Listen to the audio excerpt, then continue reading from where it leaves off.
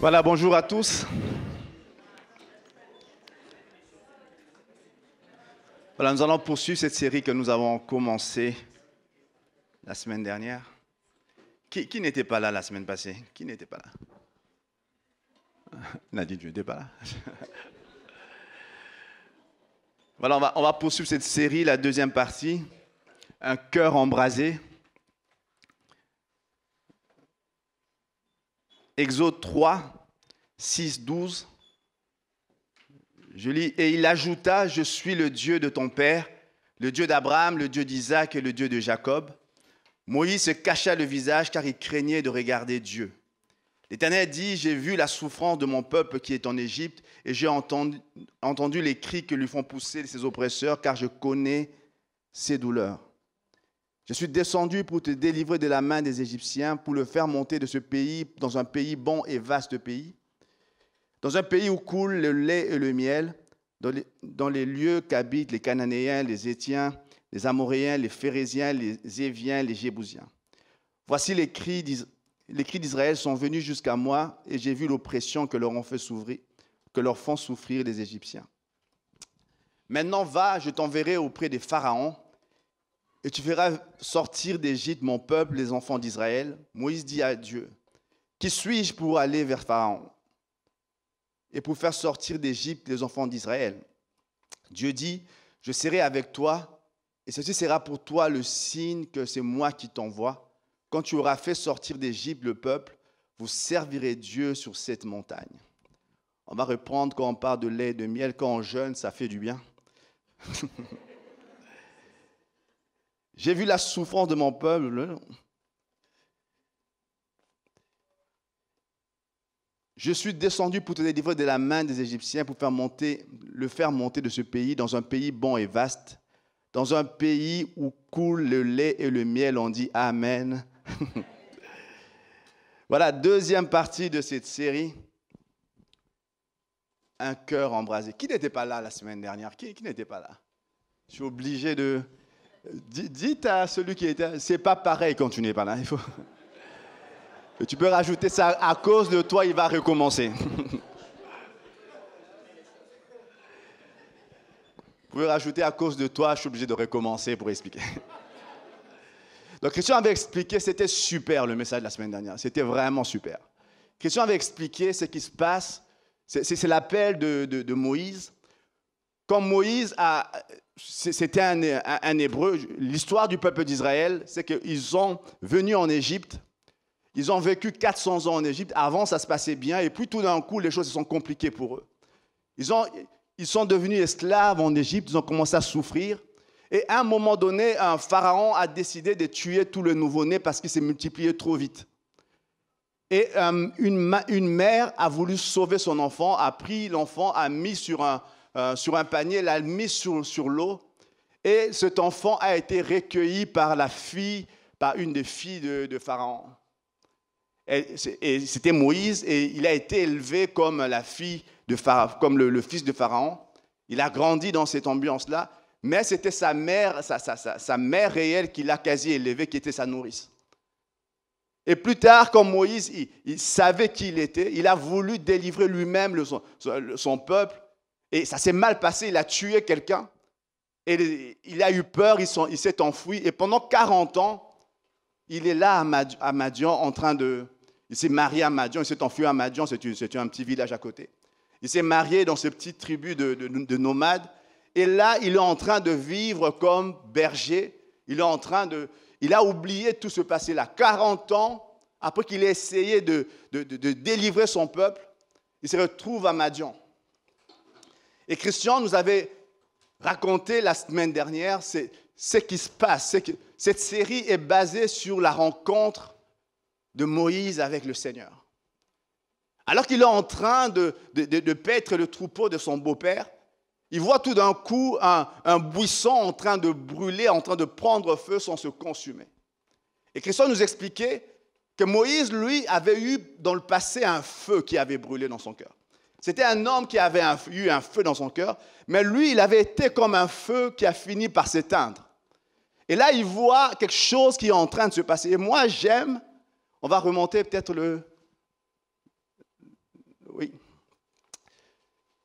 Et le Seigneur donne ses intentions, pourquoi il descend. L'Éternel dit, j'ai vu la souffrance de mon peuple qui est en Égypte.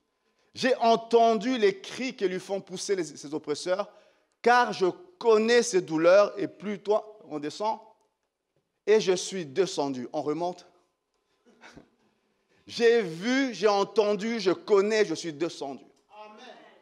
J'ai vu, j'ai entendu, je connais, je suis descendu.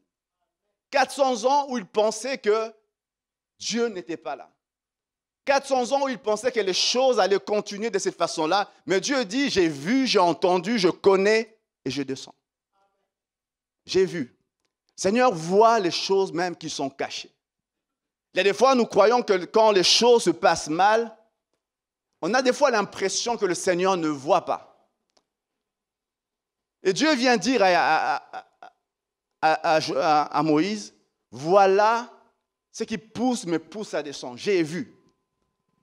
J'ai vu ces gens qui étaient en train de gémir là où ils sont. J'ai vu dans cette ville ces femmes, et on peut le mettre actuellement.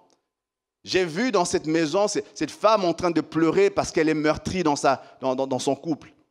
J'ai vu cet enfant qui s'enferme parce que cet homme violent entre, il va s'enfermer dans sa chambre parce que quand il a bu, il devient méchant. J'ai vu ça. Au-delà des façades, des belles façades de vos maisons, je vois ce qui se passe. Et Dieu dit, j'ai entendu le cri de ceux qui pleurent.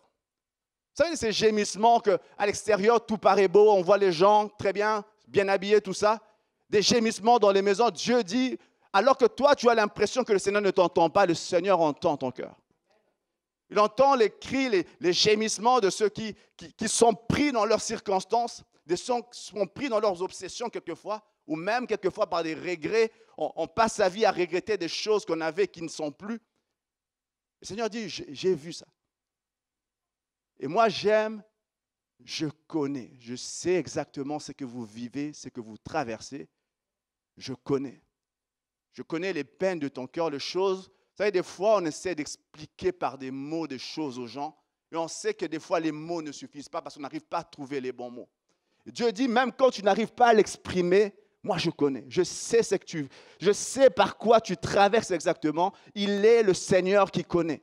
Il connaît tes peines avant même que tu ne les dis. Et le psalmiste te dit, avant même que la parole soit sur ma langue, Seigneur, tu la connais entièrement. Tu n'as pas besoin d'exprimer plus. Le Seigneur te connaît parfaitement. Il est dit, je connais. Et il dit, la réponse que je donne, je suis descendu. Descendu pour faire quoi? Pour allumer un feu sur un buisson. Quelqu'un dit Amen. Vous ne savez même pas pourquoi vous dites Amen. Allumer un feu sur un buisson. Et moi, j'aime quand je lis ça. Vous savez, dans cette atmosphère un peu désertique qui était là, un buisson qui brûle était quelque chose d'assez courant. La particularité n'était pas le buisson qui brûle, c'était le buisson qui ne se consumait pas. Et quand Dieu faisait ça, quelquefois, quand vous lisez la Bible, quand Dieu voulait parler, il y avait un ange qui venait, qui s'est présenté, on l'a lu pour Noël. Les anges venaient, s'est présentés, et les gens n'avaient pas besoin de se déplacer. Mais pour Moïse, le Seigneur voulait faire autrement. Il a fait autrement. Il y avait un buisson qui s'allumait de loin, et lui voyait ce buisson brûler et puis ne jamais se consumer. Il décide, comme Christian l'avait expliqué merveilleusement la dernière fois, il s'est détourné pour aller voir. Le Seigneur voulait simplement, et Christian avait dit beaucoup de choses, c'est totalement vrai. Ce matin, j'aimerais insister sur quelque chose. Le Seigneur voulait capter son attention. Dernièrement, jeudi passé, on était en train de prier. Pendant qu'on priait, c'est quelque chose que Dieu me mettait à cœur pendant la prière. Mon premier point ce matin, le cœur s'embrase premièrement, lorsque Dieu capte votre attention. Dieu a dit, j'ai vu, j'ai entendu, je connais, et je suis descendu afin de capter l'attention de quelqu'un. Parce que Dieu a choisi de toujours passer par un homme. Quand je dis un homme, c'est homme-femme. Grand H, exactement. Dieu a dit, j'ai vu, j'ai entendu, je connais, et ma réponse, c'est que je vais chercher un homme qui aura son attention captée par moi. Pour que le feu brûle, il faut que notre attention soit sur le Seigneur.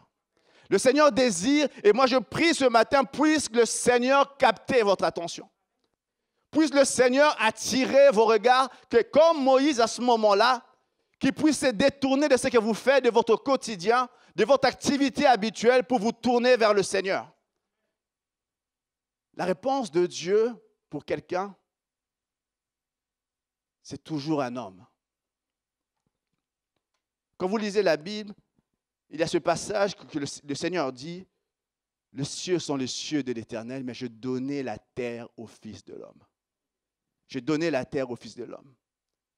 Dieu a choisi délibérément, il a mis comme ça, comme principe, il a choisi de passer par les hommes.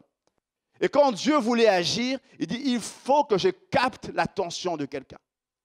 Et moi, je parle de cette ville, par exemple, dans laquelle nous vivons. Il y a tellement, et toutes ces choses que le Seigneur voit, toutes ces choses que le Seigneur entend, toutes ces choses que le Seigneur connaît, il attend simplement de capter l'attention d'un homme ou d'une femme. Et quand je dis capter l'attention, c'est avoir ce regard sur le Seigneur en disant, Seigneur, il y a quelque chose que je n'ai pas. C'est vrai. Moïse était un gars qui était éteint. On va le dire comme ça. Le feu qu'il y avait en lui dans le passé, ce feu brûlant, s'était simplement arrêté. Mais Dieu dit, peu importe ce qui a été ton passé, je veux simplement que maintenant ton attention soit sur moi. Je veux capter l'attention de quelqu'un. Dieu désire,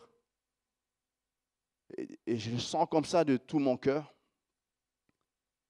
il veut attirer l'attention de quelqu'un ce matin. Vous savez, pour que vous puissiez revenir dans cet endroit où le feu renaît, il faut que vous puissiez porter vos regards sur le Seigneur. Il y a un moment, actuellement, il y a une bataille qui se fait pour occuper notre temps. Je ne sais pas si vous vivez comme ça. Vous vous réveillez le matin, vous vous mettez à courir jusqu'au soir. Et vous êtes une course effrénée, et le lendemain, pire, vous allez refaire la même chose. Il faut un moment décider, comme Moïse l'a fait, je laisse un moment donner ces brebis-là, et je vais voir qu'est-ce qui se passe de ce côté-là. Dieu désire capter votre attention. Puisse le Seigneur ce matin capter l'attention de quelqu'un.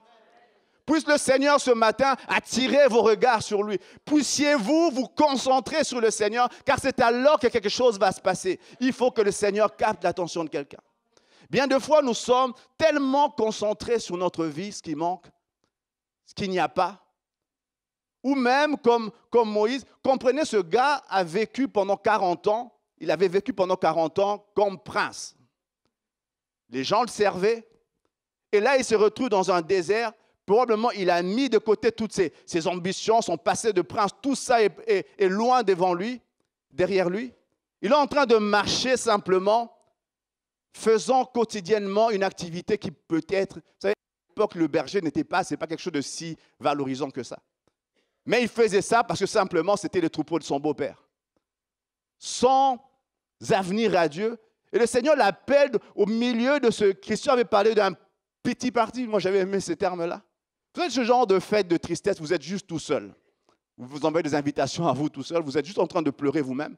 Et au milieu de ce moment-là, Dieu vient se révéler. Quitte tes yeux, arrache tes yeux de cet endroit de tristesse pour le porter vers moi. Et moi, j'aime ce que le Seigneur dit. Moïse dit, je veux me détourner pour voir quelle est cette grande vision et pourquoi le buisson ne se consume pas. L'Éternel dit, vit qu'il s'est détourné pour voir. Dieu l'appela du milieu du buisson et dit, Moïse, Moïse. Il répondit, me voici. Dieu dit, n'approche pas d'ici. Ôte tes souliers de tes pieds, car le lieu sur lequel tu te tiens est une terre sainte. Christian avait expliqué, c'était super. C'était super. Je veux juste insister sur un point. Dieu dit, n'approche pas. Ôte les souliers de tes pieds, car le lieu sur lequel tu te tiens est une terre sainte. Maintenant, saisissez un tout petit peu ceci. Il y a un buisson qui brûle, Moïse est en train de s'approcher. Et puis à un moment, Dieu dit, stop, ne viens pas plus, reste là, enlève les souliers de tes pieds.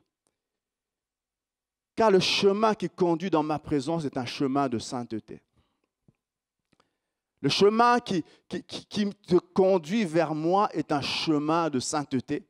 enlève tes chaussures. Et Christian avait expliqué, et c'était excellent, comment les chaussures représentaient les pas de l'homme. Et moi, j'aimerais juste dire, les chaussures, c'est ce que les hommes ont fabriqué pour protéger leurs pieds, simplement, aussi. Vous savez, quand vous marchez dans le désert, il y avait des pierres, ça brûlait, ça faisait mal. Ça veut dire marcher sur du sable chaud? Ça brûle, ça fait mal. Il y a des pierres, ça fait mal, ça blesse. Et les hommes avaient fabriqué ça pour se protéger. Il y avait des serpents dans le désert, ça protégeait de tout cela. Et Dieu dit, dans ce lieu de ma présence, enlève cette protection. Il faut que ta chair soit en contact avec le lieu de ma présence. Il faut que tu te rendes vulnérable simplement. Dieu appelle quelqu'un à regarder vers lui. Il veut capter l'attention de quelqu'un et il veut que tu viennes tel que tu es vraiment. Tu enlèves les faux semblants. Moi, j'aime ce chant de Matt Redman. Le chant terminé, le rideau, et je viens simplement. Et je mets de côté les faux semblants. Je mets de côté les apparences. Seigneur, je viens juste comme un simple homme tel que je suis. Vous savez, quand nous sommes ici, le Seigneur ne regarde pas, il y a un pasteur, il voit juste des hommes et des cœurs. Il voit juste des hommes et des cœurs. Et le Seigneur veut que nous puissions nous approcher de lui tel que nous sommes vraiment. Tel que nous sommes vraiment. Moi, j'aime ce verset que nous citons. Moi, c'est parmi les premiers versets que j'ai connus quand je me suis converti. Et il arrivera après cela que je répandrai de mon esprit sur toute chair. Et vos fils et vos filles prophétiseront, vos vieillards auront de songes. Là, c'est écrit songeront. Je ne sais pas si ça existe ce verbe-là. Vos jeunes hommes verront des visions et aussi et sur les serviteurs et sur les servantes. En ces jours-là, je répandrai de mon esprit. C'est le passage de Joël 3:1 que Pierre cite lors de la Pentecôte. C'est le passage que Pierre est en train de citer à la Pentecôte. Mais est-ce que vous vous êtes déjà rendu compte que le verset commence en disant « Il arrivera après cela ». Après quoi donc? Quelqu'un a déjà lu ça? Quelqu'un n'a jamais lu? Personne n'a lu. Et j'essaie de relire les versets au-dessus. Joël 2:12 par exemple, des versets qui précèdent. Après cela, après quoi? C'est Dieu qui est en train de donner des prophéties, Joël qui est en train de donner des prophéties. Joël 2:12, maintenant encore, dit l'Éternel, revenez à moi de tout votre cœur, avec des jeûnes, avec des pleurs, des lamentations, déchirez vos cœurs et non vos vêtements. Ça fait partie du genre de choses que le Seigneur avait dit à Joël avant de dire après cela. Il y a un après cela. Quand vous vous mettez à chercher Dieu de tout votre cœur, il y a quelque chose d'autre qui prend place après. Et moi, j'aimerais dire ce matin, quand le Seigneur voulait que Moïse vienne, enlève ses chaussures, viens simplement tel que tu es, sans protection, rends-toi vulnérable devant Dieu. Il y a un après cela quand tu déchires ton cœur. Nous vivons des fois dans une situation dans les églises. Pour l'instant, nous sommes en train de passer un moment de jeûne et prière. Il y a des gens qui prient, qui jeûnent. Mais je prie sincèrement que ça ne soit pas simplement pour l'apparence extérieure. Parce que le Seigneur n'en a que faire de cela. Vous aurez vos applaudissements, ça sera bien. Mais la chose qui compte devant Dieu, c'est ce qui se passe dans votre cœur. La chose qui compte, ce qui va faire la différence, c'est ce qui va se passer dans votre cœur. Et le Seigneur dit, maintenant revenez à moi de tout votre cœur avec des jeûnes, avec des pleurs, avec des lamentations. Plutôt que de déchirer vos vêtements de choses extérieures, laissez que votre cœur soit déchiré devant moi. Venez, répandez votre cœur là, ce qui vous protège l'apparence extérieure, rendez-vous vulnérable devant moi et laissez-vous. Et vous savez, quand je lisais, quand je lisais ce verset, le Seigneur disait à Moïse, n'approche pas. Et pendant que moi j'étais en train de méditer là-dessus, immanquablement, je pensais à ce passage, je ne l'ai pas mis là, ce passage de Jacques, où le Seigneur dit, approchez-vous de moi, je m'approcherai de vous. Je me dis, mais Seigneur, c'est un peu contradictoire ça. À un moment, tu dis, il veut s'approcher, non, stop, enlève tes chaussures. Et puis, après, un autre verset, et moi, ce verset, je le connais depuis des années, approchez-vous de Dieu et il s'approchera de vous. Et Seigneur me disait, mais non, il y a entre les deux quelque chose d'extraordinaire qui a pris place, il y a Christ. Entre les deux, entre stop ne vient pas trop, et l'autre vient. Entre les deux, la différence, c'est qu'il y a Christ. Pendant qu'on priait tout à l'heure,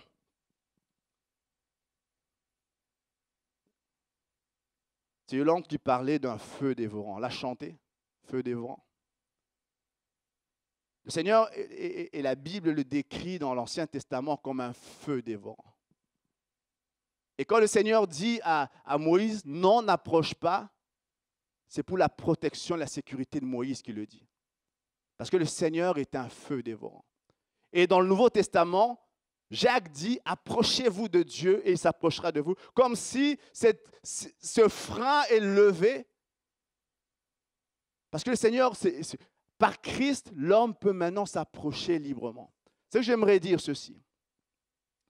Ce terrain de la sainteté de Dieu, nous pouvons essayer par nos propres moyens d'y accéder, mais nous voyons dans l'Ancien Testament qu'aucun homme n'y arrive vraiment. À un moment, Moïse, il semble voir Dieu face à face, mais là, le Seigneur avait mis un rocher, il pouvait se cacher.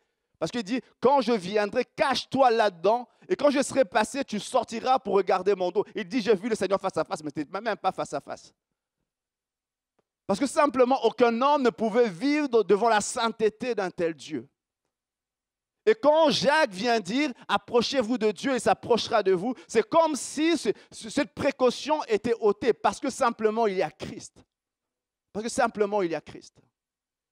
Ce matin, pendant que j'étais en train de prier, je dis, Seigneur, je veux parler aujourd'hui de cet élan de sainteté qui doit accompagner le fait de s'approcher de toi. Et je dis, mais Seigneur, je ne veux pas tomber dans un message légaliste. Alors le Seigneur m'a ramené à ce passage. Ce qui fait que vous êtes saints, ce n'est pas ce que vous faites, ce n'est pas ce que vous dites simplement, c'est ce que Christ a fait. C'est ce que Christ a fait. Et quand on parle de grâce, les gens comprennent mal la grâce. Vous savez, quand on parle de grâce, les gens pensent que la grâce est une façon d'excuser le péché. Alors vous n'avez pas compris la grâce. Quand vous lisez la grâce, dans l'Ancien Testament, pour commettre l'adultère, il fallait coucher avec une femme qui n'était pas la tienne. Dans le Nouveau Testament, le simple fait d'y penser, c'était déjà l'adultère. Donc, les exigences de la grâce sont plus importantes que celles de la loi. Et quand on parle de grâce, ça veut dire qu'il n'y a pas simplement ne fais pas, ne dis pas. Il y a une possibilité, une force que le Seigneur te donne pour ne pas faire et pour ne pas dire. C'est ça la différence. Et la grâce dans laquelle nous sommes nous permet d'aspirer à cet état de sainteté. Moi, je prie ce matin, alors que pour ceux qui jeûnent, laissez le Seigneur capter votre attention et approchez-vous de lui parce qu'il est saint et parce que vous êtes sanctifiés en Christ. Ayez en vous cette pleine assurance, je m'approche de Dieu, je viens déchirer mon cœur, mais je sais que je suis sanctifié devant lui. Comment le feu, comment le cœur s'embrase, c'est quand nous avons notre attention captée par Dieu. Moi, je prie ce matin, je ne sais pas s'il y a des gens qui jeûnent. Je ne vais pas vous demander de lever les mains, parce que je ne vais pas avoir de menteur aujourd'hui.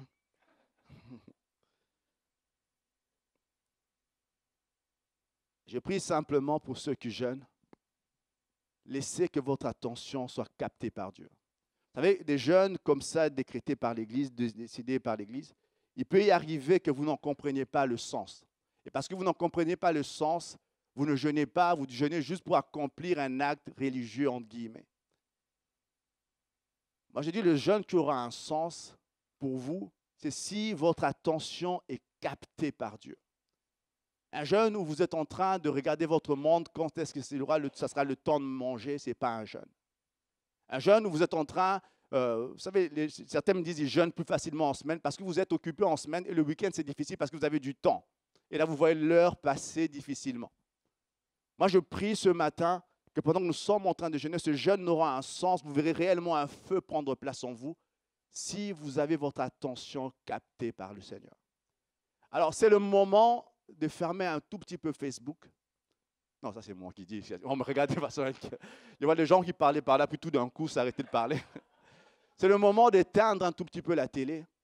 C'est le moment de se dire, je vais prendre un moment où je ne vais pas passer 4-5 heures devant la télé, j'éteins ça, parce que je veux prendre ce moment pour prier. Je veux, Seigneur, que mon attention soit captée par toi. Je veux, Seigneur, que mes pensées soient captées. Si vous ne faites pas ça, c'est juste un acte religieux, vous allez gagner, vous allez perdre un peu de centimètres, c'est bien. Mais ça ne sera la seule récompense que vous allez avoir. C'est la seule récompense. Moi, je prie que ce jeûne soit profitable pour chacun d'entre nous. Et quand moi, on était en train de préparer ça avec Christian, ce moment de jeûne, on priait réellement qu'il y ait un feu qui s'allume dans les cœurs. Parce que je crois réellement que le Seigneur voit, il entend et il connaît les souffrances des gens qui sont autour de nous. Et il veut attirer l'attention de quelqu'un pour faire une différence. Et ce quelqu'un, moi, je crois que c'est chacun d'entre nous, si nous décidons d'avoir notre attention sur Christ. Il y a quelque chose que vous ne comprenez pas, il y a un risque profond que qu'on fasse les choses juste de façon religieuse. Puisse le Seigneur ce soir, ce matin, capter votre attention. 2 Corinthiens 3, 17, 18. Car or le Seigneur, c'est l'Esprit, et là où est l'Esprit du Seigneur, là est la liberté. Nous tous qui, le visage découvert, contemplant comme dans un miroir la gloire du Seigneur, nous sommes transformés en la même image de gloire en gloire comme par le Seigneur l'Esprit. C'est ce qui arrive quand nous venons devant Dieu. Vous savez, quand quelque chose qui se passe quand vous vous approchez de quelque chose qui est chaud. Premièrement, vous vous approchez, plus vous vous approchez, votre température augmente. Et si vous restez assez longtemps, votre température va devenir comme la température de la source de chaleur. Plus vous êtes proche, certainement dit, qu'est-ce que tu es en train de raconter là? Je dis simplement. Si vous mettez un bâton dans un feu, le bâton va prendre feu. N'est-ce pas? Si vous voulez que votre cœur s'embrase, vous devez entrer dans la présence de Dieu et vous demeurer, vous approcher et votre cœur va prendre feu dans sa présence. Moi, je pense que le Seigneur, des fois je prie le Seigneur, Seigneur, donne-moi tes yeux pour que je vois cette ville comme toi tu la vois. Que je vois les gens de cette... Et j'aime ce passage de Proverbe, au milieu des réjouissances, des rires, les cœurs peuvent être en peine. Le Seigneur veut apporter une réponse et vous êtes la réponse, je suis la réponse du Seigneur pour les gens de cette nation. Il faudra juste que nous le comprenions. Vous êtes la réponse de Dieu pour plein de gens, pour vos voisins, pour votre mari, pour votre femme, pour ceux qui ne connaissent pas. Vous êtes qui connaissent le Seigneur ou pas, il est possible que vous soyez la réponse de Dieu pour eux. Amen. Est-ce que quelqu'un reçoit ce que je dis ce matin? Le cœur s'embrase lorsque nous avons compris le signe. On va lire. Maintenant va-t'en, je t'enverrai auprès de Pharaon et tu feras sortir d'Égypte mon peuple, les enfants d'Israël. Moïse dit à Dieu, qui suis-je pour aller vers Pharaon et pour faire sortir d'Égypte les enfants d'Israël? Dieu dit, je serai avec toi et ceci sera pour toi le signe que c'est moi qui t'envoie. Quand tu auras fait sortir d'Égypte le peuple, vous servirez Dieu sous cette montagne. Mon deuxième point, lorsque nous avons compris le signe, et Moïse pose cette question, qui suis-je? Cette question est intéressante, moi je l'ai mis en gros, qui suis-je? Parce que Moïse avait été un prince. Et pendant qu'il était prince, il savait qu'il n'était pas vraiment égyptien et qu'il était plutôt hébreu. Ses parents étaient des paysans là, mais pendant toute sa vie, il a vécu un peu entre les deux, il était prince. Et puis tout d'un coup, il a été déchu de ce titre-là, il s'est retrouvé dans le désert comme berger, mettant de côté ce passé de prince. Ne sachant même pas, son nom est égyptien, mais en même temps, on sait qu'il est hébreu. Il y avait quelque chose, un problème d'identité là-dedans. Et quand Dieu lui dit, va parler à Pharaon, il me dit, mais je veux parler en tant que qui? Je ne suis plus prince, je ne sais même pas si je ne suis pas madianite, je vis au milieu de Madian, mais je ne suis même pas madianite. La question qu'il se pose est une question, moi je trouve pertinente que Moïse pose. Et Dieu ne lui en veut pas pour cette question-là. Qui suis-je? Mais ce qui m'étonne, ce n'est pas sa question, c'est la réponse que Dieu donne. À cette réponse, qui suis-je? Dieu répond, je serai avec toi. Il dit, Seigneur, tu n'as pas compris la question. Qui suis-je? Comment je ferai pour faire ça, Seigneur? Et la réponse que Dieu donne, je serai avec toi. Moi, mon identité, je m'appelle Yono.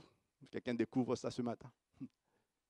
C'est le nom de mon père, qui a eu ce nom de son père aussi, qu'il a eu de son arrêt, et ainsi de suite. Je ne sais pas combien de générations ça remonte. Quelqu'un a dû inventer ça un jour. Pour dire simplement que votre identité, c'est votre père qui vous le donne. Et Dieu dit, alors que Moïse, peut-être, je ne sais pas s'il avait connu son père, je ne sais pas trop, il avait un moment, il vivait dans la famille royale, et puis il savait qu'il n'était pas de là, probablement son identité était un peu troublée, et Dieu vient lui dire, je serai avec toi, comme s'il te présentait lui, comme ça, moi je le conçois en tout cas, comme si Dieu disait, c'est moi qui te donne l'identité. Quelquefois, nous cherchons qui nous sommes. Et moi, j'aime ce passage dans Galates, quand Paul parle aux gens de Galates. À un moment, il dit, mais qui vous a ensorcelé pour vous troubler dans ce que vous pensez? Et il dit à un moment donné, vous êtes des fils. Vous êtes des fils. Dieu a envoyé dans nos cœurs l'esprit de son fils, lequel crie Abba Père, vous êtes des fils. Et la question que Moïse pose, qui suis-je? Et la réponse de Dieu, moi je le comprends de cette façon-là. Dieu dit, je serai avec toi. Et quand vous lisez, je ne sais pas si vous avez déjà remarqué ça. Moi j'étais en train de lire, vous feuilletez dans votre Bible, plusieurs fois Dieu dit à des gens, je serai avec toi. Dieu dit à Abraham, je serai avec toi. Et puis à un moment donné, Abraham connaît des moments difficiles. À un moment, il fait face à des combats et puis il s'en sort. Je serai avec toi. Il dit à Isaac, je serai avec toi. Isaac connaît des moments un peu compliqués. Et là, par une grâce surnaturelle, Dieu le secourt. Je serai avec toi. Il dit à Jacob, je serai avec toi. Jacob est en train de fuir. Jacob, ce n'est pas un gars très droit. C'était un gars étrange. C'était un gars, son nom voulait dire voleur. À un moment, Dieu lui dit, je serai avec toi. Et puis, il connaît des moments difficiles. Il connaît des moments où on veut l'exploiter, où on veut dominer sur lui. Mais étonnamment, tout ce qu'on fait contre lui se retourne pour lui. C'est comme s'il était... vous savez, le genre de ballon, vous voulez le mettre sous l'eau, à chaque fois, il ressort. Et à Jacob, c'était ça. Il marchait avec cette promesse, je serai avec toi. Et puis, il dit lui-même, à la fin, il va dire ça à son fils Joseph, le Seigneur sera avec toi. Et puis, Joseph va... Les choses se compliquent, on le vend, tout le monde le croit mort, on le vend en Égypte. Et là, en Égypte, partout on le mettait, il surnageait, jusqu'à se retrouver Premier ministre d'Égypte. Je serai avec toi. Et Jésus dit à l'Église, voici, je suis avec vous. Est-ce que vous comprenez la même promesse? Et vous savez, quand vous lisez ça, la suite de l'histoire, Dieu commence à donner des signes à Moïse. Fais entrer ta main dans ton manteau, et puis ça sort, il avait de la lèpre, et puis il rentre, c'est normal. Il dit, prends ton bâton, jette ton bâton, son bâton se transforme en serpent, et puis reprend le bâton. Tout ça, c'était rien. Ce qui faisait que tout cela était possible, c'était cette phrase-là, je serai avec toi. Et Dieu dit, qu'est-ce que tu as dans ton bâton? Comme si, peu importe ce que tu as dans ton bâton, ça sera suffisant pour ce que je vais faire. Pour dire simplement, la promesse que Moïse avait, c'était quelque chose d'extraordinaire. Et je vais expliquer ce que je veux dire simplement. Et quand le Seigneur dit, ça sera le signe, des fois, j'étais en train de lire, moi-même, j'étais en train de m'étonner. Quand le peuple allait sortir d'Égypte, le but n'était pas d'aller dans la terre promise. Le but était de revenir à Horeb, à cet endroit-là. Dieu dit, je serai avec toi et ceci sera pour toi le signe. Quand tu auras fait sortir d'Égypte le peuple, vous servirez Dieu sur cette montagne. Je vais ouvrir une parenthèse. Moi, j'aime l'Ancien Testament parce que c'est une image des choses qui sont bien claires dans le Nouveau Testament. Et moi, je trouve qu'en tant que serviteur de Dieu, quelquefois, on a mis énormément d'accent sur les promesses de Dieu. Sur les promesses. Dieu est victorieux, le Seigneur va nous donner toutes sortes de choses. Moi, je connais des églises où on parle des promesses, on insiste sur les promesses. Mais le but de la vie chrétienne n'est pas la promesse, c'est d'abord d'aller rencontrer Dieu. Et des fois, on met un accent exagéré sur les promesses. Et Dieu dit, Dieu le sait très bien, sans cette rencontre à Horeb, tu ne tiendras jamais sur le pays de la promesse. Sans cette rencontre avec Dieu à Horeb, il est impossible que tu gardes ces promesses, le pays de la promesse, parce qu'il y a des ennemis puissants qui vont te vaincre si tu n'as pas une rencontre personnelle avec Dieu à Horeb. Et le but de Dieu, ce n'est pas simplement de vous dire vous allez être béni, si Dieu va le faire, c'est vrai, mais ce n'est pas le plus important pour Dieu. Le plus important pour Dieu était qu'il sorte d'Égypte et qu'il fasse un face à ce que Moïse a vécu personnellement. Il voulait que toute une nation vive cette relation-là. Seigneur voulait, et pour nous aujourd'hui, il y a des bénédictions qui s'attachent à Christ, mais le but de la vie chrétienne n'est pas de courir derrière ça. Le but de la vie chrétienne, c'est de courir derrière Christ. Des fois, vous ne savez pas pourquoi vous priez. Moi, quand je viens dans la prière, je ne me dis pas qu'est-ce que j'aurai comme liste de prière ce soir. Je dis simplement, je viens dans la prière et je viens simplement devant mon Dieu parce que sa présence me suffit. Et je dis, si j'ai des trucs qui me viennent à cœur, je le dis. Si j'en ai pas, ce n'est pas grave, je suis devant Dieu et le but de ma vie, ce n'est pas des promesses, ce n'est pas les bénédictions, c'est Dieu lui-même. Et Dieu, quand il disait à Israël, je vous donne rendez-vous, ce sera pour vous un signe. Il faut que chacun d'entre vous vive ce moment buisson ardent. Et comme vous lisez la suite de l'histoire, quand Dieu a commencé à se manifester, ils ont dit non, ça nous fait peur tout ça. Moïse, toi, vas-y. Et moi, je crois que c'est à cause de ça qu'ils ont connu tant de défaites. Mais le Seigneur n'en avait pas fini avec eux, avec nous. L'intention de Dieu est que chaque homme sur cette terre, chaque enfant de Dieu connaisse un moment buisson ardent. L'intention de Dieu. Et vous savez ce qu'il a fait?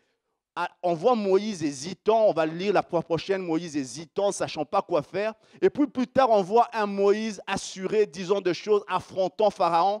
Un Moïse assuré alors qu'il y a une armée, la plus grande armée qui vient de l'époque, vient contre lui. Et il va se pointer devant la mer, et la mer s'ouvre. Le même Moïse, qu'est-ce qui s'est passé? Il y avait ce moment buisson ardent qu'il a changé simplement. Et Dieu veut que chaque homme, chaque femme ait ce moment buisson ardent. Je ne rénie pas les promesses. Moi, j'aime les promesses. Moi, j'aime les promesses quand Dieu dit qu'on sera guéri, on sera béni, tout ça. Moi, j'aime ça. Mais Dieu dit, au-delà de tout cela, le but de la vie chrétienne, quand tu sors d'Égypte, et sortir d'Égypte, c'est le moment où on donne sa vie au Seigneur et que tu aies une rencontre personnelle avec lui. Tu es un lieu de révélation, un moment où ton cœur rencontre le Seigneur, où tu enlèves les chaussures de tes pieds, tu te montres vulnérable, tu viens devant le Seigneur et Dieu voulait que toute une nation fasse cela. Si vous ne faites pas ça, je veux dire à quelqu'un ce matin, tu ne garderas jamais les promesses que Dieu t'a données parce que tu ne seras pas assez fort. Et quand vous lisez l'histoire d'Israël, ils ont fini en captivité parce qu'ils ont voulu éviter ces moments buissons ardents. Le peuple, ils ont couru derrière les promesses, le fameux pays de la promesse. On est des milliers d'années après, ils se battent toujours pour ce pays-là.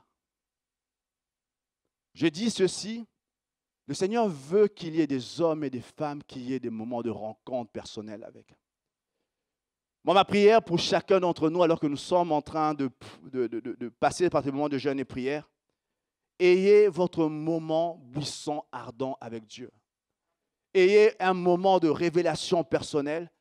Un moment, vous savez, ces moments-là vous permettront de garder les choses que Dieu va vous donner. Il y a des choses cette année qui vont arriver en 2018. Vous ne les garderez pas si vous ne connaissez pas ces moments buissons ardents. Vous allez peut-être les toucher, vous les verrez comme du sable que vous tenez en main. Ça va filer entre vos doigts parce que simplement, vous n'avez pas passé par ces moments buissons ardents. Et Dieu savait sortir d'Égypte pour aller directement à Canaan, le pays du lait et de la promesse. Ils n'allaient pas tenir. Au contraire, ils allaient créer des cultes d'idolâtrie de là où ils iraient parce que simplement, leur mentalité aurait été comme la mentalité des Égyptiens. Ils auraient eu le même genre de pratique. Et Dieu voulait qu'il y ait un moment d'arrêt, un moment où des hommes se rencontrent Dieu simplement. Et Dieu veut faire la même chose pour chacun d'entre nous. Moment buisson ardent. C'est un moment, il y a des gens ce matin qui ont plein de besoins et que vous avez une promesse de Dieu, vous courez après. Dieu a dit des choses et vous avez des fois l'impression, encore prier, encore demander. On ne prie pas pour les mêmes choses que Dieu a dit qu'il va vous donner. Apprenez-le par la foi, acceptez-les. Nous prions pour que quand Dieu vous donnera ça, que le diable ne vienne pas prendre. Nous prions en ce moment pour qu'il y ait un moment buisson ardent, pour que ce qui est à vous reste à vous. Ce que Dieu vous donne reste réellement à vous.